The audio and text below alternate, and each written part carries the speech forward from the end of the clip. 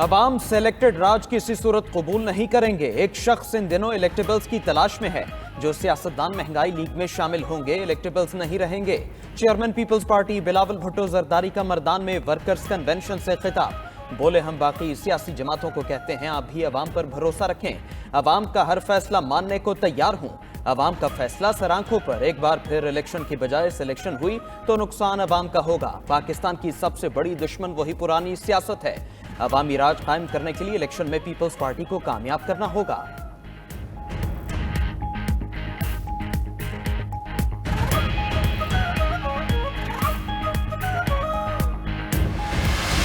وفاقی حکومت نے سویلینز کا ملٹری ٹرائل کا عدم قرار دینے کا فیصلہ سپریم کورٹ میں چیلنج کر دیا۔ اٹارنی جنرل کے ذریعے دائر انٹرا کورٹ اپیل میں موقف اپنایا گیا کہ کورٹ مارشل سے بنیادی حقوق کی خلاف ورزی نہیں ہوتی۔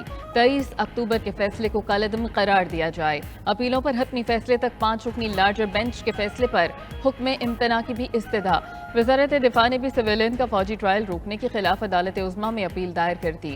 کالعدم قرار دی گئیں دفعات میں بھی بحال کرنے کی درخواست۔ کہا کہ آرمی ایکٹ اور آفیسل سیکرٹ ایکٹ کی دفعات کالعدم ہونے سے ملک کو ناقابل تلافی نقصان ہوگا۔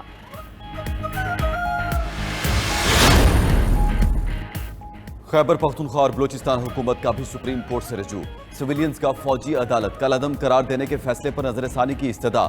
درخواستوں میں کہا گیا کہ سپریم کورٹ نے ناقابل سماعت درخواستوں پر حکم جاری کیا۔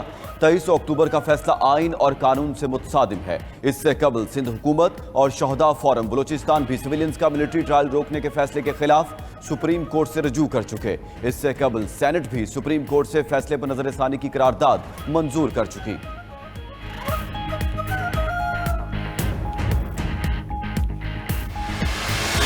فوجی عدالتوں سے متعلق قرارداد کی منظوری پر سینٹ میں احتجاج۔ سینیٹر سعدیہ عباسی نے کہا کہ ہم جب تک سینٹ سے منظور ہونے والی اس قرارداد کے بارے میں بات نہیں کر لیتے ایوان نہیں چلنے دیں گے۔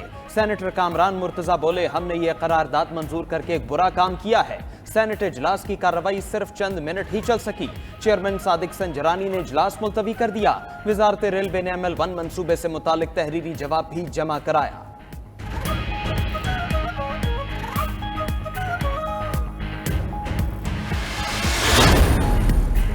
اسلام آباد کی احتساب عدالت نے 190 ملین پاؤنڈ کیس میں چیئرمین پی ٹی آئی کا 4 روزہ جسمانی ریمانڈ منظور کر لیا۔ عدالت نے چیئرمین پی ٹی آئی کو 21 نومبر تک نیب کے حوالے کر دیا۔ اسپیشل پروسیکیوٹر نیب نے واضح کیا کہ اب نیب طے کرے گا کہ تحقیقات کیسے کرنی ہیں۔ بشرا بی بی کی عبوری ضمانت میں 21 نومبر تک توسیع کر دی گئی۔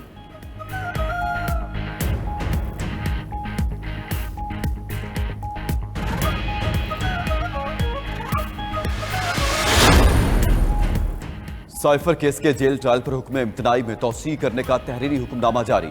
اسلام آباد ہائی کورٹ نے چیئرمین پی ٹی آئی کی اپیل پر سماعت کا حکم نامہ جاری کر دیا۔ حکم نامے میں کہا گیا ہے اٹارنی جنرل نے اپنے دلائل مکمل کر لیے۔ چیئرمین پی ٹی آئی کے وکیل آئندہ سماعت پر جواب الجواب دلائل دیں۔ سائفر کیس کے ٹرائل پر حکم امتناعی میں 20 نومبر تک توسیع کی جاتی ہے۔ اپیل پر آئندہ سماعت 20 نومبر کو دن 11 بجے ہوگی۔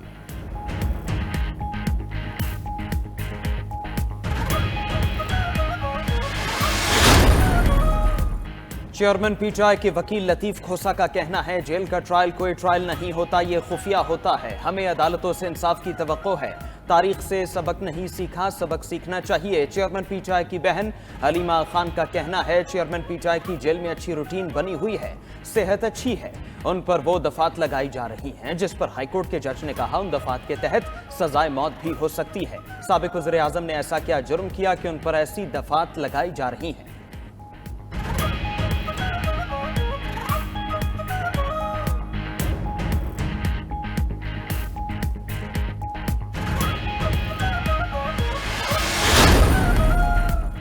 سابق وزیر اعلیٰ پنجاب پرویز الہی کو اڈیالہ جیل میں بی کلاس مل گئی۔ سیکریٹری داخلہ پنجاب اور سپرنٹینڈنٹ اڈیالہ جیل نے لاہور ہائی کورٹ میں رپورٹ جمع کرا دی۔ پرویز الہی کو گھر کا کھانا اور ہفتے میں 2 روز اہل خانہ سے ملاقات کی اجازت ہوگی۔ دوسری جانب مونس الہی کو اشتہاری قرار دینے کا تحریری فیصلہ جاری۔ احتساب عدالت لاہور کے فیصلے میں کہا گیا کہ مونس الہی نے خود کو روپوش کر رکھا ہے۔ اشتہاری کی کارروائی کے 30 دن کا وقت پورا ہو چکا۔ عدالت مونس الہی کو اشتہاری قرار دینے کا حکم دیتی ہے۔ جب تک گرفتاری نہیں ہوتی وارنٹ برقرار رہیں گے۔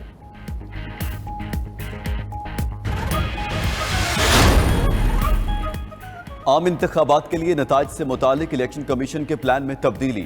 ذرائع کے مطابق الیکشن کمیشن نے محکمہ شماریات سے ٹیبز نہ لینے کا فیصلہ کر لیا۔ اب نتائج پریزائیڈنگ افسران کے ذاتی موبائل فون سے حاصل کیے جائیں گے۔ افسران polling station wise data app کے ذریعے بھجوائیں گے۔ افسران تصویر بھیجنے کے بعد RO آفس میں فارمز جمع کرائیں گے۔ ریٹرننگ افسران کی تسلی کے بعد ڈیٹا حتمی نتائج میں شامل ہوگا۔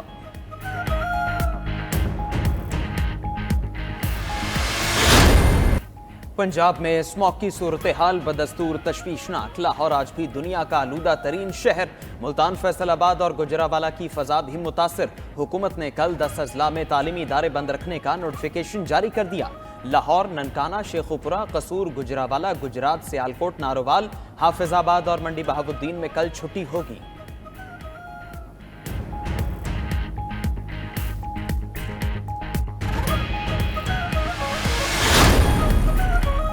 اسموگ پھیلانے میں جتنا کردار فیکٹریز کا ہے اتنا ہی سرکاری افسران کا بھی ہے۔ لاہور ہائی کورٹ کا غفلت برتنے والے افسران کے خلاف پیڈا ایکٹ کے تحت کارروائی کا حکم۔ اسموگ کے تدارک کے لیے ایک بار پھر سائیکلنگ کو فروغ دینے پر زور دیا۔ ریمارکس دے کہ برطانیہ میں ججز آج بھی سائیکلوں پر آتے ہیں۔ حکومتی ادارے چاہیں تو لاہوریے 5 ماہ بعد سائیکلوں پر نظر آئیں گے۔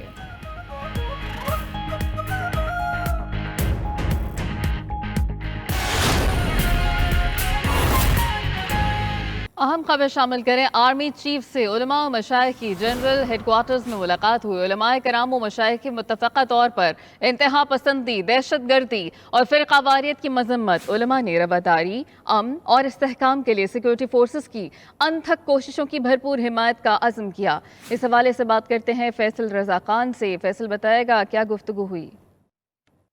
جی بالکل، ISPR کے مطابق تمام مکاتب فکر کے سرکردہ علماء کرام و مشائخ نے جو ہے وہ جنرل ہیڈ کوارٹرز راولپنڈی میں آرمی چیف جنرل سید آصم منیر سے اہم ملاقات کی۔ اس موقع پر علماء کرام و مشائخ نے متفقہ طور پر انتہا پسندی اور دہشت گردی اور فرقہ واریت کی پرزور مذمت کی۔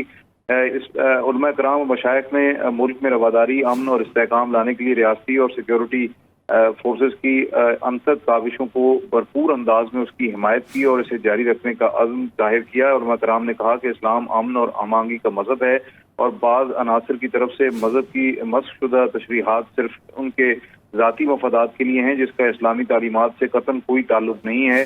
آرمی چیف نے انتہا پسندوں اور دہشت گردوں کے ذریعے پھیلائے جانے والے گمراہ کن پروپیگنڈے کے خاتمے کے لیے مذہبی علماء کے فتوی پیغام پاکستان کو سراہا۔ آرمی چیف نے علماء و مشائخ سے گمراہ کن پروپیگنڈے کی تشہیر اور اس کے تدارک اور اندرونی اختلافات کو دور کرنے پر زور دیا۔ آرمی چیف نے فکری اور تکنیکی علوم کے ساتھ ساتھ جو ہے وہ قرآن و سنت کی تفہیم اور کردار سازی کے لیے نوجوانوں کو راغب کرنے میں علماء کرام کے کردار کی نشاندہی بھی کی۔ فورم نے متفقہ طور پر حکومت پاکستان کی جانب سے غیر قانونی طور پر مقیم غیر ملکیوں کی وطن واپسی ایک دستاویزی نظام بہت شکریہ فیصل، آپ اس حوالے سے بتا رہے تھے۔